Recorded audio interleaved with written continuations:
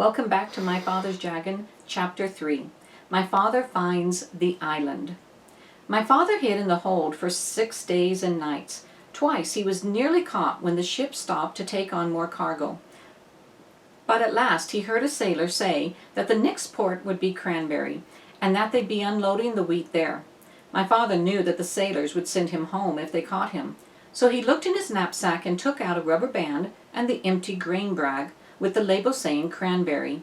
At the last moment, my father got inside the bag, knapsack and all, folded the top of the bag inside, and put the rubber band around the top.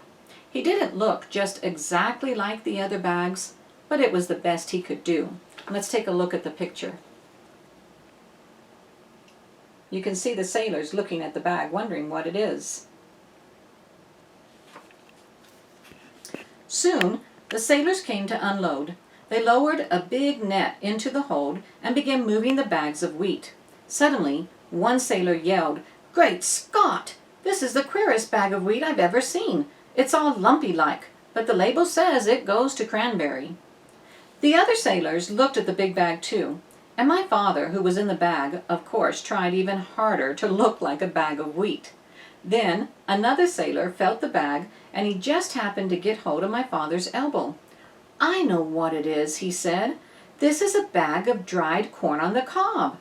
And he dumped my father into the big net along with the other bags of wheat. This all happened in the late afternoon, so late that the merchant in Cranberry who had ordered the wheat didn't count his bags until the next morning. He was a very punctual man and never late for dinner. The sailors told the captain, and the captain wrote down on a piece of paper that they had delivered 160 bags of wheat and 1 bag of dried corn on the cob. They left him the piece of paper for the merchant and sailed away that evening. My father heard later that the merchant spent the whole next day counting and recounting the bags and filling each one, trying to find the bag of dried corn on the cob. He never found it, because as soon as it was dark, my father climbed out of the bag, folded it up, and put it back in his knapsack. He walked along the shore to a nice sandy place and lay down to sleep. My father was very hungry when he woke up the next morning. Just as he was looking to see if he had anything left to eat, something hit him on the head. It was a tangerine. He had been sleeping right under a tree full of big fat tangerines, and then he remembered that this was the island of Tangerina. So tangerine trees grew wild everywhere. My father picked as many as he had room for, which was 31, and started off to find Wild Island. He walked and walked and walked and walked along the shore, looking for the rocks that join the two islands. He walked all day, and once when he met a fisherman and asked him about Wild Island, the fisherman began to shake and couldn't talk for a long while. It scared him that much, just shaking about it. Finally he said, "Many people have tried to explore Wild Island, but not one has come back alive. We think they were eaten by the wild animals." This didn't bother my father. He kept walking and slept on the beach again that night. It was beautifully clear the next day, and way down the shore my father could see a long line of rocks leading out into the ocean, and way out at the end he could just see a tiny patch of green. He ate 7 tangerines and started down the beach. It was almost dark when he came to the rocks, but there, way out in the ocean, was the patch of green. He sat down and rested a while, remembering that the cat had said, "If you can, go out to the island at night, because then the wild animals won't see you coming along the rocks, and you can hide when you get there."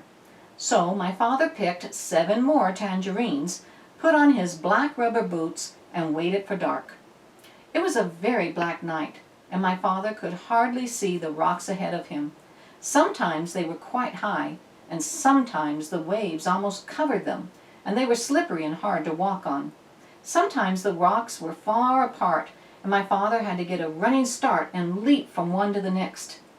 After a while, he began to hear a rumbling noise. It grew louder and louder as he got nearer to the island. At last it seemed as if he was right on top of the noise. And he was.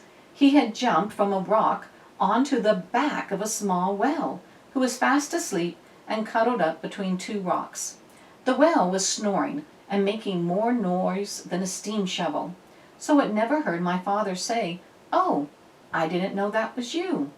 And it never knew my father had jumped on its back by mistake.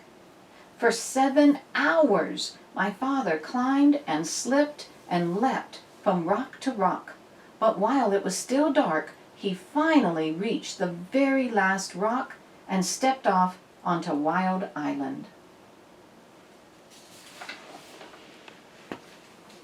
So that is the end of Chapter 3. It's time for you to stop and do your Chapter 3 activity sheet and then come back for Chapter 4. What's going to happen next?